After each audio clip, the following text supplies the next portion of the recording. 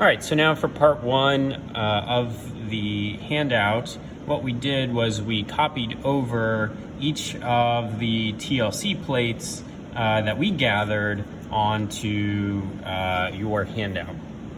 And so for the 50-50 mixture here, we see we had 3 spots, and we just copied these over on your handout. We did that for all the different samples. For the 100% acetone run, 25% hexane, 75% acetone run, 50-50, 75-25, and 100% hexanes.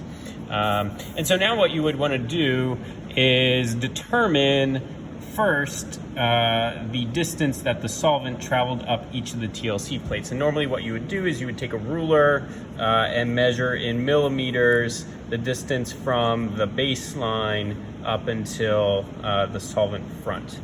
And so for all of our runs, that distance ended up being 36 millimeters. And so that's what you would divide each of the analyte distances by. So then what you do is measure the distance from the baseline to each of the spots.